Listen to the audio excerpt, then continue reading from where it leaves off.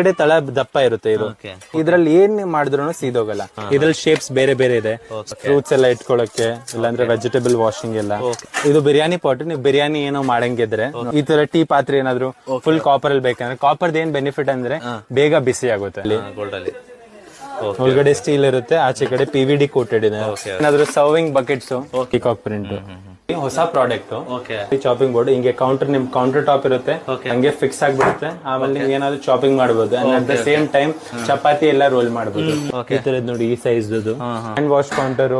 Commercial purpose ಇದಲ್ಲ, tea can ಇರ್ಲಿ, fruit trolley ಇದೆ, ಬೇಸಿಕ್ ಮಾಡಬಹುದು. ಇದರ ದೊಡ್ಡ ದೊಡ್ಡ ಪಾತ್ರೆಗೆಲ್ಲ ಯೂಸ್ ಆಗೋ ತರದು. ದೊಡ್ಡದು ಬೇಕಂದ್ರೆ ಇದಕ್ಕಿಂತ ದೊಡ್ಡದು.